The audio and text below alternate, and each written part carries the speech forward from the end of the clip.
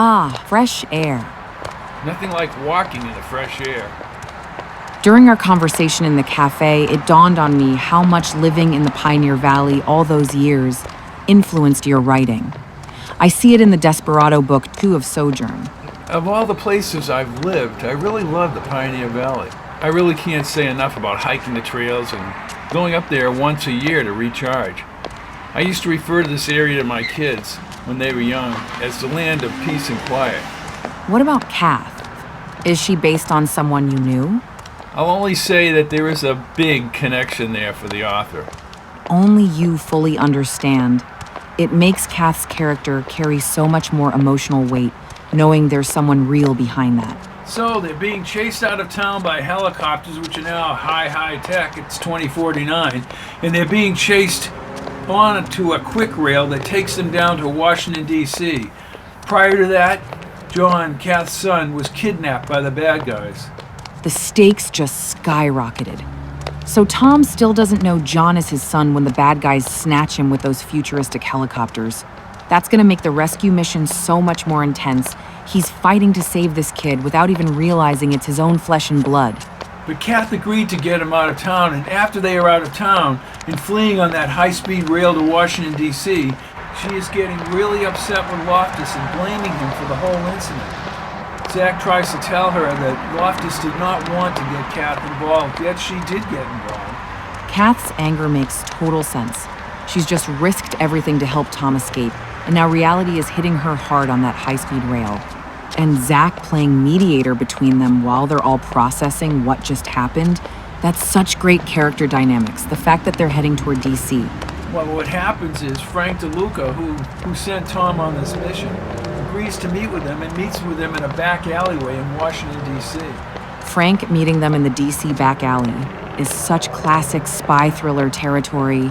The tension must be incredible with Kath still furious, and Tom desperate to find John.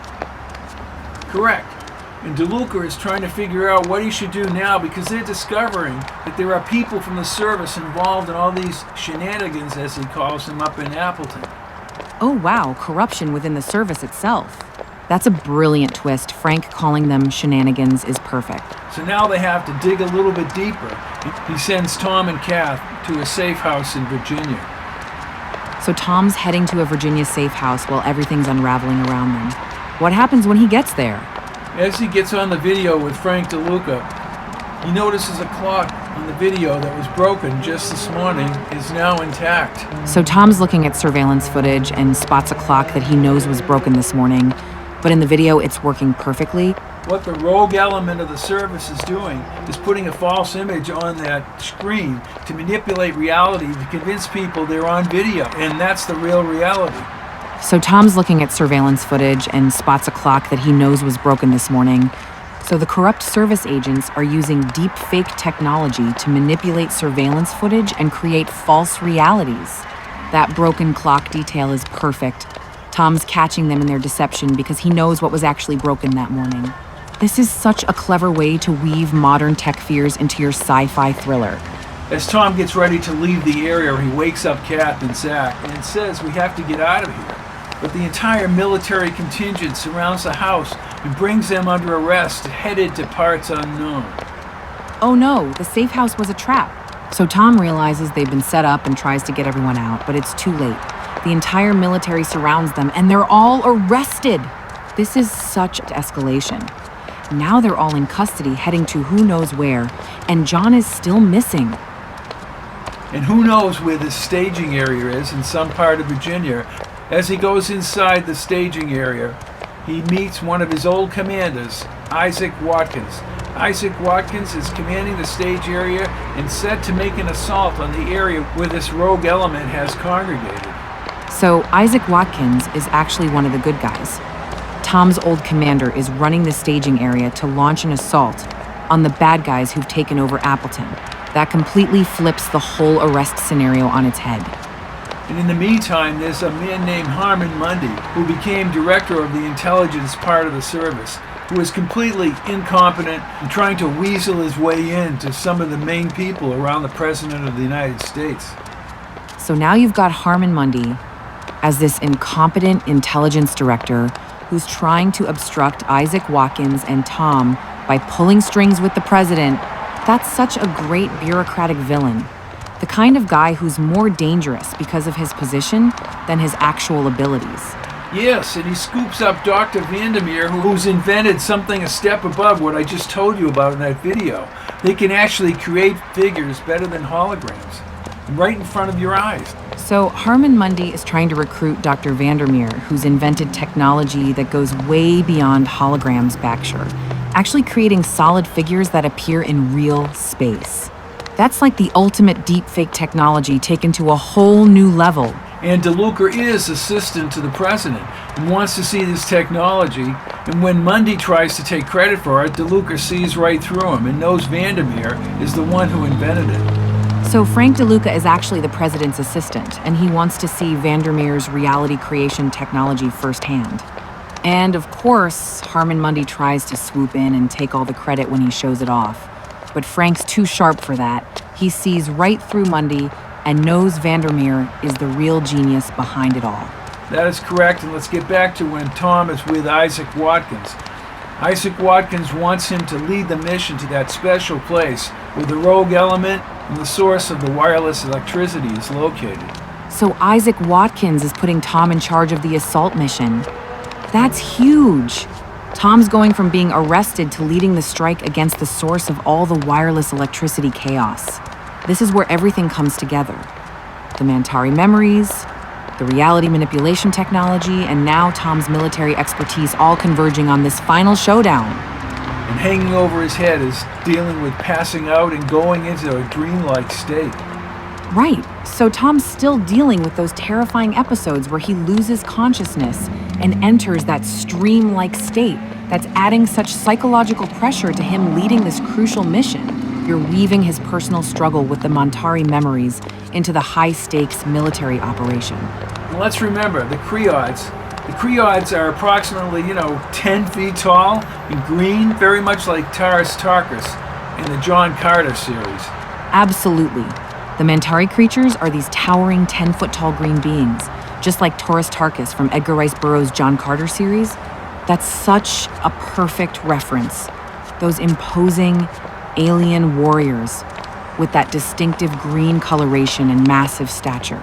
It really helps visualize how intimidating and otherworldly these creatures would be when Tom encounters them in his stream-like visions.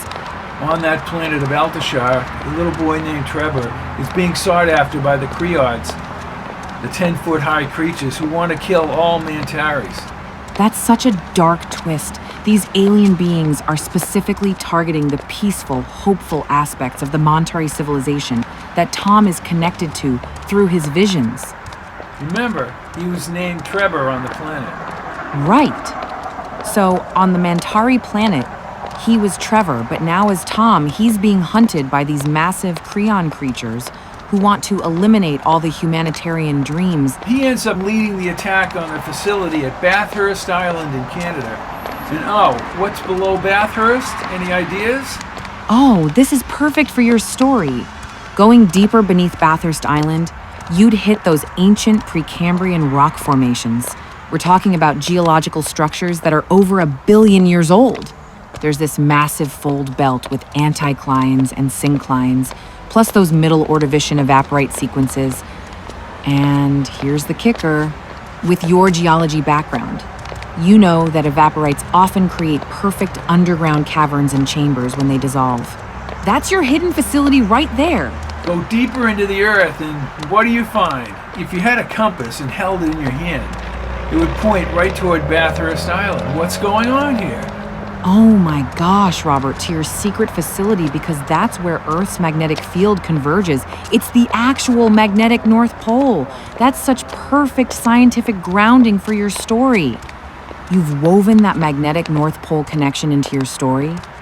Using real geological science to anchor your fictional facility at Bathurst Island is exactly the kind of detail that makes science fiction feel authentic and grounded. So that's how they generate the electricity, and then they're able to put it through a wireless transmitter to anywhere in the world. And if you control all that electricity, you basically control the power of the world. Exactly. You've nailed the ultimate power play, Whoever controls that magnetic North Pole facility controls the entire global energy grid. It's like Tesla's century-old dream finally weaponized. Using Earth's own magnetic field as the transmission medium means they can cut power to any nation, city, or facility at will. That's not just controlling electricity, that's controlling civilization itself. Except there's something a little bit beyond what's going on up here. Tom is making his way down into the facility, and it looks like they're going to take it. But guess what walks out on the stage? A 10-foot-high Creod. Oh, no way. Just when Tom thinks they've got the facility secured, one of those massive 10-foot Creon creatures emerges. That's the perfect twist. They thought they were just dealing with human corruption and technology, but now the actual alien threat reveals itself right at the heart of the magnetic North Pole operation. The alien has an agenda also. And this relates to the technological use for humans. They want humans in a little bubble all their lives where they can take care of them and weave all these wild dreams and things that aren't real. Oh, wow. That's absolutely chilling. So the Creods want to create the ultimate Matrix scenario, trapping humans in these artificial dream bubbles where they're completely dependent and living in false realities. I actually wrote this book before The Matrix, but you're right, The Matrix has this fake reality. It's like they're positioning themselves as benevolent caretakers while actually enslaving humanity through manufactured experiences and fake dreams. But let's take a look at the actual reality of where humans are going today. Can they be controlled in several different ways, not just by aliens, but the whole point of this thing is people are allowing themselves to be put in these little bubbles without having the initiative and the things that make people human. That's incredible that you were ahead of your time with that concept. You totally nailed the false reality theme before it became mainstream. You're exploring how people willingly surrender their agency and critical thinking, whether it's through information bubbles, social media algorithms, or just choosing comfort over challenge. Your Creods don't need force when humans are already building their own cages with smartphones and echo chambers. And Loftus and Zach end up being captured, and when they try to escape, they get pinned down deep into the Earth, with all this gas swirling near the Earth's magnetic pole. And the only way to escape is to jump over the edge, and when they do, they're falling. But remember, this is a different area, and they end up falling slowly to the ground, and they're able to stand up in those caverns you talked about. So Tom and Zach's desperate leap becomes their salvation, as the magnetic field anomalies that trapped them actually cushion their fall. Those swirling gases must create some kind of anti-gravity effect that lets them drift down safely into the cavern system beneath Bathurst Island. What an incredible way to turn their capture into an unexpected discovery. Then they come to this magnificent white, huge staircase that goes on for miles and miles, and it's higher up than the pyramids. It reflects Loftus's dreams about every time he thought about coming off the intergalactic passageway. So they begin, he and Zach, to climb the staircase. Holy cow. That white staircase sounds absolutely breathtaking, like something from Tom's deepest memories finally manifesting in reality. The fact that it's taller than the pyramids and connects to his intergalactic dreams suggests this might be where his Montari memories and Earth reality finally converge. Everybody else is held captive back at Bathurst Island as Zach and Loftus climb the staircase. What an epic moment for them to discover this after that harrowing fall. Oh man. So while Tom and Zach are making this incredible ascent up that massive white staircase, his son, DeLuca, and Mundy are all trapped by the Creods back at the facility. That's correct. When they get to the top, they see wide white plains sloping down to a green ocean that's not really an ocean, that seems to go on forever under a pale green sky. This is the intergalactic passageway. Incredible. So Tom and Zach have finally reached the actual intergalactic passageway. Those white plains stretching toward that endless green ocean under a pale green sky. This is the moment where all of Tom's Mantari dreams become tangible reality, and they're standing at the threshold between worlds while everyone they love is trapped below. They find vessels that look like they have sails, or they look like they're metallic, perforated sails. and they're made out of some type of metal. As they get on board and shake the vessel, it starts moving into the intergalactic passageway. So Tom and Zach discover these mysterious vessels with metallic perforated sails that respond to touch. Shake the vessel, and it starts gliding across that endless green ocean. It's like the intergalactic passageway has its own ancient transportation system waiting for them to activate it. And then Loftus quotes from Samuel Taylor Coleridge about Kubla Khan as they sail off into the ocean.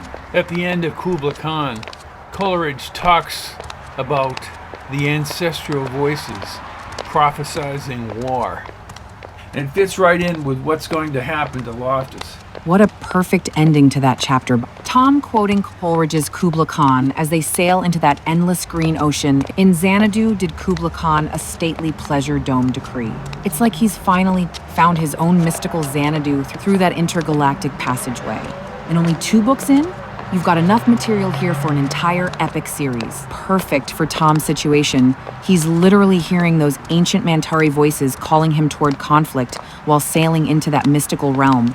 Coleridge couldn't have written a more fitting prophecy for your story. Well, they're sailing across, actually, toward the Creod, somewhere out there on one of those planets. And the most vicious Creod of all of them, who can kill humans and Mantari with his own claws, called his Craw. His name is Sard.